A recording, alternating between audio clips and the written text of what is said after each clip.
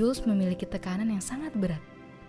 Ia kemudian berinisiatif menyerahkan jabatan CEO terhadap seorang di luar perusahaan. Sebab, investornya merasa dia tidak mampu mengatasi beban kerja. Usai mengembangkan perusahaannya yang didirikan menjadi 220 karyawan. Ketika mengantar Paige, anak dari Jules, pulang dari pesta, Ben mendapati Matt berselingkuh dengan orang lain. Dalam perjalanan bisnis di Francisco, Jules mewawancari calon CEO potensial. Jules menjelaskan, dia tahu mengenai keburukan Matt. Namun, ia tidak berani menghadapi Matt mengenai hal tersebut. Sebab, dia tak mau pernikahannya hancur. Hal itu membuat Jules merasa tidak cocok menjadi CEO. Makanya, mengapa ia mencari CEO baru? Halo teman-teman, balik lagi bersama saya Ufa Lutfiana di program acara Ngopi, Ngobrolin Film. Buat Sobat Bisnis Hack, jangan lupa like, subscribe, dan nyalakan tombol notifikasi. Pernah gak sih kalian sebagai business owner terdahulu ngerasa potensi atau kemampuan digital kalian kalah dengan anak muda? Atau para business owner muda malah sering terjebak buat ngatasin masalah yang ada di usaha kalian? Kalau pernah, film ini cocok banget nih nemenin kamu buat ngasih keuntungan dari masing-masing generasi agar usaha kalian bisa berkembang lebih pesat lagi. Judul filmnya The Intern. Film ini bercerita tentang seorang kakek bernama Ben berumur 70 tahun yang memiliki anak dan cucu. Sejak ia pensiun dari pekerjaan yang sudah dilakoni selama 40 tahun, ditambah dengan kematian sang istri, Ben menikmati hari tua dengan berkeliling dunia, ikut kelas Tai Chi, membaca koran, dan juga hadir dalam upacara kematian. Kemudian, ia sadar bahwa dirinya bosan dengan kehidupan masa tua. Suatu hari, ia tertarik untuk mengikuti sebuah program magang untuk para senior di sebuah perusahaan fashion. Perusahaan jual beli pakaian itu dipimpin oleh seorang wanita muda, namanya Jules Austin. Perkembangan bisnis milik Jules membuat dirinya semakin larut dalam kesibukan hingga kebersamaan dengan anak dan suaminya menjadi berkurang. Namun, Jules masih berusaha untuk menyeimbangkan itu semua, walaupun dirinya menjadi sosok yang pengatur, tertutup, dan super sibuk. Ben dengan pengalaman kerja luar biasa dan sikap yang sangat profesional pun diterima dalam perusahaan Jules. Ia ditempatkan sebagai asisten pribadi sang nyonya bos, posisi yang dijauhi oleh seluruh orang di kantor.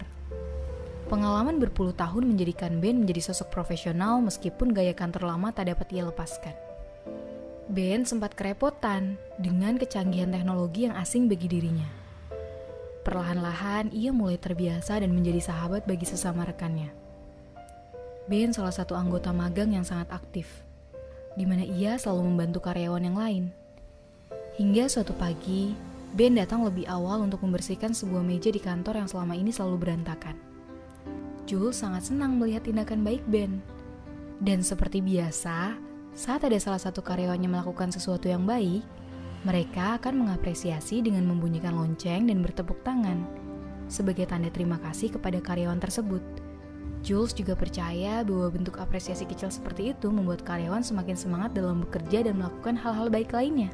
Awalnya Jules ini ragu-ragu dengan Ben. Namun, Ben tetap sabar. Bahkan meskipun ia lebih tua, ia tetap menganggap Jules adalah bosnya. Jadi, dia tidak akan pulang sebelum Jules pulang. Jules merasa risih karena Ben terlalu memperhatikan apapun yang dilakukan Jules. Saking ragu dan risihnya Jules, sampai-sampai ia meminta si Ben untuk dipindahkan ke divisi lainnya. Namun, Ben malah jadi supirnya Jules karena ia memergoki supirnya Jules sedang minum minuman sebelum mengantarkan ia meeting. Ben khawatir bahwa supir itu tidak akan bisa menyetir dengan benar.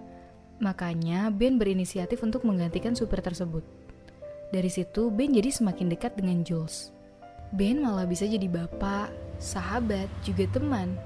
Sampai suatu malam, ketika Jules belum juga bergegas pulang, Ben masih setia menunggu Jules. Ben kemudian sibuk membuat Facebook. Hingga Jules tak tega melihatnya. Jules menghampirinya dan membawa makanan. Ia menawarkan sepotong pizza. Lalu Jules bertanya, "Pak Ben kenapa belum pulang?" Lalu Ben berkata, "Saya akan pulang setelah bu bos saya pulang."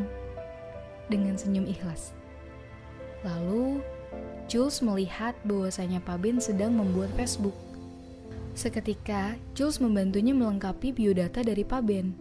Kemudian, Jules juga menambahkan dirinya sebagai teman di Facebook. Tapi teman-teman, gak ada cinlok ya, karena Jules ini sudah punya suami yang bertanggung jawab jadi bapak rumah tangga untuk mengurusi seorang anak. Justru di dalam kehidupan keluarga lah film ini menunjukkan konfliknya. Jadi gak mungkin banget ya kalau misalkan Jules ini malah cinlok sama si Pak Ben ini. Malahan si Pak Ben ini justru cinlok dengan salah seorang tukang pijet di kantor itu, yaitu Fiona. Nah, klimaks yang paling lucu adalah ketika si Jules ini salah kirim email ke ibunya, di mana isi email tersebut adalah luapan kekesalan dan makian Jules terhadapnya, karena ia merasa sangat penat dengan ibunya yang selalu bawel terhadap apapun yang sedang ia kerjakan, dan menelpon tak tepat waktu atau ketika Jules sedang sibuk. Kemudian, Ben serta 3 teman sedivisinya diperintahkan oleh Jules untuk menyelamatkan email itu dengan cara menghapusnya dari laptop ibunya, mengingat ibunya memiliki sakit jantung. Kalau beliau sampai tahu, bisa bahaya nih. Kemudian mereka berhasil mengamankan hal tersebut, lalu mereka langsung pergi. Hal itu membuat Ben mengenalkan keluarga Jules. Suaminya Matt meninggalkan karirnya sendiri menjadi ayah yang tinggal di rumah. Untuk putri mereka, Paige, pernikahan mereka perlahan hancur berantakan. Saat pasangan tersebut tumbuh semakin jauh, Jules memiliki tekanan yang sangat berat. Ia kemudian berinisiatif menyerahkan jabatan CEO terhadap seorang di luar perusahaan. Sebab, investornya merasa dia tidak mampu mengatasi beban kerja. Usai mengembangkan perusahaannya yang didirikan menjadi 220 karyawan. Ketika mengantar Paige, anak dari Jules, pulang dari pesta, Ben mendapati Matt berselingkuh dengan orang lain. Dalam perjalanan bisnis di Francisco, Jules mewawancari calon CEO potensial. Jules menjelaskan dia tahu mengenai keburukan Matt, namun ia tidak berani menghadapi Matt mengenai hal tersebut. Sebab dia tak mau pernikahannya hancur. Hal itu membuat Jules merasa tidak cocok menjadi CEO. Makanya, mengapa ia mencari CEO baru? Ia bercerita hal tersebut kepada Ben. Lalu Ben juga sangat menyesal. Ia berkata bahwa sebelumnya ia juga bertemu dengan Matt sedang dengan orang lain. Lalu Jules menangis dan Ben menenangkannya. Jules percaya bahwa dengan ia mengalah, semuanya akan baik. Bahwa suaminya hanya khilaf. Kita pasti dapat memperbaiki hubungan keluarganya dan membuat suaminya tersadar bahwa tindakannya berselingkuh hanya khilaf semata. Jules selalu berdalih seperti itu. Keesokan harinya, Jules pergi ke rumah Ben untuk mempertimbangkan niatnya mencari pengganti CEO karena Jules tak ingin keluarganya berantakan. Dan juga usahanya terlantar, karena kondisi Jules yang semakin tak kuat dan terpuruk, saat dia selalu mengingat suaminya yang malah selingkuh di belakangnya. Namun Ben mendorong Jules untuk berpikir bahwa peran dia sangatlah penting di perusahaan tersebut. Begitupun kreativitas yang Jules tuangkan hingga membentuk perusahaan sehebat ini.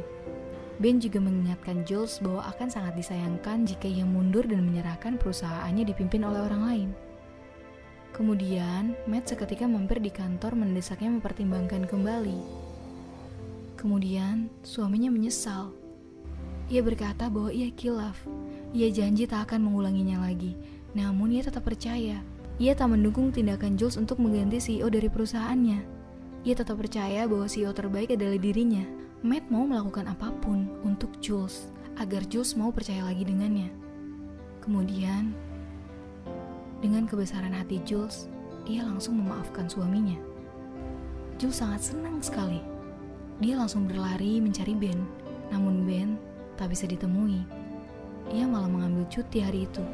Jules tetap kekeh mencari Ben. Dan akhirnya, Jules bertemu dengan Ben yang sedang latihan tai chi-nya. Dia pada akhirnya membiarkan dirinya santai dan juga bergabung bersamanya. Poin inspiratif pada film ini yakni, tim akan lebih baik jika dapat melibatkan dari beberapa generasi, di mana ada yang tancap gas dan injak rem.